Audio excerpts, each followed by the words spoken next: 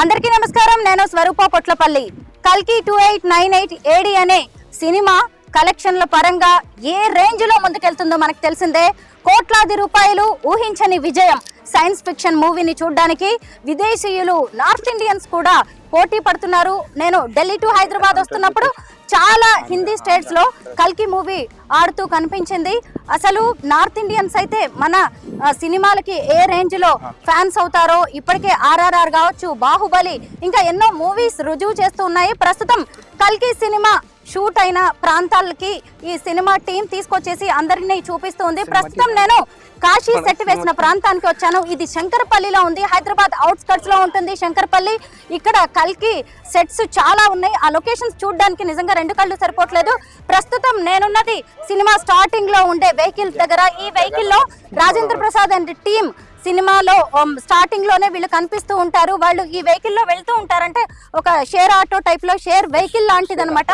మీరు చూడొచ్చు అందులో ఇలాంటి మూటలు ఇవన్నీ, అంటే వాళ్ళు సరంజామా అంతా తీసుకుని వెళ్తున్నప్పుడు ఈ వెహికల్ ఇలా కనిపిస్తూ ఉంటుంది.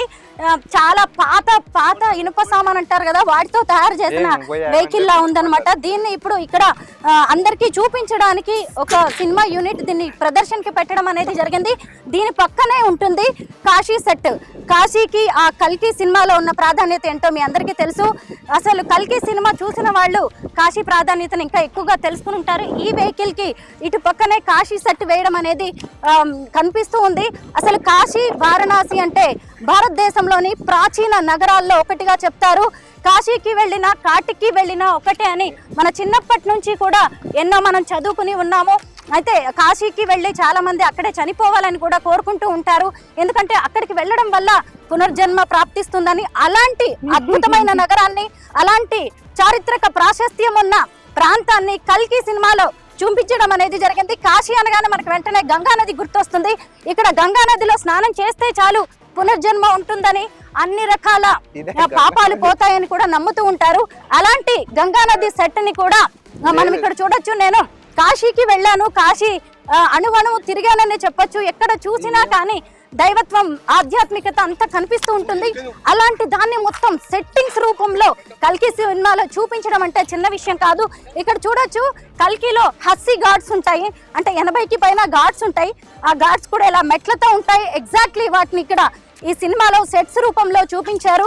ఇలా సినిమాలో అయితే ఇంకా నీళ్లు పారుతున్నట్టుగా కూడా కనిపిస్తూ ఉంటుంది. ఇటు వద్దాం మనం. ఇదంతా కూడా కల్కి సెట్. ఇదిగోండి కాశీ సెట్ అన్నమాట. ఈ సెట్ ని చూసారంటే మీకు మళ్ళీ సినిమా కళ్ళ ముందు కదులుతూ ఉంటుంది. చూడండి కాశీ నగరం.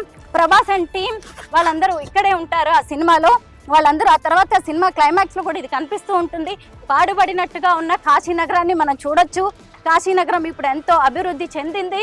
అలాంటి నగరాన్ని సినిమాలో ఇలా చూపించడం అనేది జరిగింది. మనం ఇక్కడ కొంతమంది ప్రభాస్ హార్డ్ ఫ్యాన్స్ ఉన్నారు, డై హార్డ్ ఫ్యాన్స్. వాళ్ళు మాట్లాడడానికి రెడీగా ఉన్నారు.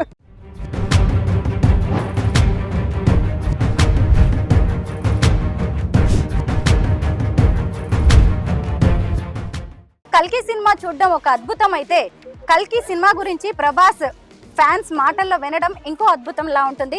ప్రస్తుతం నాతో పాటు కల్కి ఫ్యాన్ లక్కీ ఉన్నారు. తను ఆ సినిమా చూశారు, తనకి ఎంతో నచ్చిందంట. ఇప్పుడు ఈ కాశీ సెట్ గురించి కూడా తనే వివరిస్తానని చెప్పి నాతో రెడీగా ఉన్నారు. Hi lucky. ఎలా ఉంది కల్కి సినిమా? బాగుందా? ఏంటి సినిమా చూసిన తర్వాత నీకు ఏమనిపించింది? ఏమనిపించిందంటే ఏం చెప్తాం అక్క, బాగుంది. అవునా? మంచిగా అనిపించింది. అయితే ఇప్పుడు ఆ సినిమాలో కాశీ లొకేషన్స్ ఉన్నాయి కదా, దానికి చాలా ప్రియారిటీ ఉంది కదా. అసలు నువ్వు కాశీని చూసావా ఎప్పుడైనా? కాశీ చూడలేదు అక్క, నేను ఎప్పుడు వెళ్ళలేదు. నువ్వు చూడలేదు కానీ నేను చూసాను. కాశీ అద్భుతంగా ఉంటుంది. ప్రతి ఒక్కరికి కూడా కాశీలో అడుగు పెట్టడం అనేది ఇట్లుండదు లక్కీ.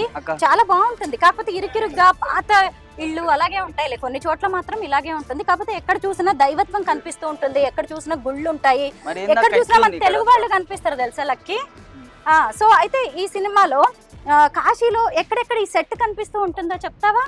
ఇంటర్వ్యూలు ఇచ్చిన తర్వాత అక్కడ కనిపిస్తూ ఉంటుంది. అలాగే టెంపుల్స్ కూడా, కాశీ అనగానే మొత్తం గుళ్ళే అనమాట. 100కి పైగా గుళ్ళు ఉంటాయి. ఆ గుళ్ళని కూడా ఇక్కడ ఎస్టాబ్లిష్ చేశారు. ఇదిగోండి ఇక్కడ చూస్తేనేమో మధ్యలో ఫైటింగ్ జరుగుతుంది అనమాట. ఆ ఫైటింగ్ సీన్ కూడా ఇక్కడ సెంటర్ లో చూపించారు. అసలు ఈ సెట్ చూసినప్పుడు నీకు ఏమనిపించింది? కాశీ అనేది నిజంగా ఇలాగే ఉంటుందని అనిపించిందా? మెస్మరైజ్ చేశారా? ఏంటంటే కాశీ ఎట్లుంటో తెలియదు. అది అవును, అంటే ఈ సినిమా చూసాక కాశీ అనేది ఇలాగే ఉంటుంది అని అనిపించిందా నీకు? ఇప్పుడు అనిపిస్తుంది ఇక ఇట్లానే ఉంటదేమో మేబీ కదా. ఇవన్నీ చూడు, అంటే ఇల్లు ఇలాగే ఉంటాయిలే, చిన్న చిన్న ఇళ్ళు, ఎక్కడికక్కడ చిన్న చిన్న ప్రాంతాలు అలా ఉంటాయి అన్నమాట. అంటే కాశీ అనగానే ఉత్తరప్రదేశ్లో ఉండే ప్రాంతం కదా. ఉత్తరప్రదేశ్ అనేది చాలా వెనకబడిన ప్రాంతం అనమాట. అక్కడ పెద్దగా మన రేంజ్లో బిల్డింగ్స్ ఇవన్నీ ఎక్స్పెక్ట్ చేయలేము మనం అక్కడ. కాకపోతే చారిత్రక నగరం కాబట్టి దాదాపు ఇలాగే ఉంటుంది. ఇదిగో ఇక్కడ ఫైటింగ్ సీన్ ఉంటుంది అనమాట. అదిగో ఇక్కడ చూద్దాము, గుళ్ళు చూసారా? అంటే యుగాంతం తర్వాత సినిమా క్లైమాక్స్లో కూడా అసలు కాశీ అనేది ఎలా వెళ్ళిపోతుంది, ఎలా అయిపోతుంది అని చెప్పేసి చూపించడానికి ఇక్కడ ఈ సెట్టింగ్స్ని ఏర్పాటు చేశారు. మీరు ఇక్కడ చూడొచ్చు. ఆ తర్వాత ఏంటంటే మామూలుగా వీళ్ళందరూ ఇక్కడ ఉన్న వాళ్ళందరూ కూడా కాంప్లెక్స్ అనేది ఏర్పాటు చేసుకొని అన్ని వసతులతో అన్ని సౌకర్యాలతో ఏర్పాటు చేసుకొని ఇక్కడ నుంచి షిఫ్ట్ అయిపోవడం అనేది జరుగుతుంది. ఆ తర్వాత ఈ కాశీ అనేది ఎలా శిథిలావస్థకు చేరింది అనేది నాగ్ అశ్విన్ ఎంతో అద్భుతంగా ఈ సినిమాలో చూపించడం అనేది జరిగింది. వైజయంతి బ్యానర్ మీద అశ్విని దత్ నిర్మించిన ఈ సినిమా ఇప్పుడు అద్భుతమైన కలెక్షన్స్ని చేస్తోంది, ఇప్పటికే వసూలు చేస్తుంది. అలాగే 7 కోట్ల రూపాయలతో చేసిన బుజ్జి కార్ అనేది భైరవ క్యారెక్టర్ చేశారు కదా ప్రభాస్. ఆయన ఉపయోగించిన కారు కూడా ఎక్కడ చూసినా కూడా ఇప్పుడు అది ఒక ట్రెండ్ సెట్టర్గా అయింది. యూత్ అయితే అసలు మనకి అలాంటి కార్ కావాలి అని చెప్పేసి యూత్ కూడా చూస్తున్నారంట. జస్ట్ అది 3 వీల్స్తో ఉంటుందన్నమాట. చాలా దాని వెయిట్ కూడా చాలా ఎక్కువ ఉంటుంది, కొన్ని టన్నుల్లో ఉంటుందన్నమాట. అలా ఇంకా కొన్ని వేరే చోట కూడా ఈ సినిమాకి సంబంధించిన లొకేషన్స్ని ఏర్పాటు చేశారు. అందులో ఉన్న అశ్వత్థామ క్యారెక్టర్ చేశారు కదా అమితాబ్ బచ్చన్, ఆయన విగ్రహం లాంటివి కూడా ఉన్నాయి. అసలు ముందు చెప్పాలంటే పాన్ ఇండియా విధంగా చూసినప్పుడు ఈ సినిమా అద్భుతమైన వసూళ్లను సాధిస్తోంది. ముఖ్యంగా ఒకప్పుడు దక్షిణాది సినిమా అంటే పెద్దగా ఒక రేంజ్ అయితే ఉండేది కాదు. ఇప్పుడు మాత్రం మన తెలుగు వాళ్ళ ఖ్యాతి ఇప్పుడు ఎక్కడికో వెళ్ళిపోయింది. ఇక్కడ చూడొచ్చు కదా, ఇక్కడ కొన్ని కల్కి సినిమాలో వాడిన విగ్రహాన్ని కూడా మీరు ఇక్కడ చూడొచ్చు. ఇదంతా కూడా థర్మకోల్తో చేసింది. దీనికి పెయింట్ కూడా వేసి ఉన్నారు. అయితే ఈ సినిమా షూట్ అయిపోయి చాలా రోజులు అయిపోయింది కాబట్టి కొంత ఇవి కూడా పాడైనట్టుగా కనిపిస్తున్నాయి. ఆ తర్వాత సినిమా వాళ్ళు కూడా పెద్దగా వీటిని ఉపయోగించారు. ఇదంతా కూడా థర్మకోల్తో చేసింది. మీరందరూ ఈ సినిమా చూసుంటే ఎక్కడ ఈ బొమ్మ వస్తుందనేది కూడా మీరు చెప్పొచ్చు. ఇవన్నీ కూడా సినిమాల్లో ప్రతి చోట ప్రతి ఫ్రేమ్లో కనిపించే సెట్టింగ్స్ ఇవి.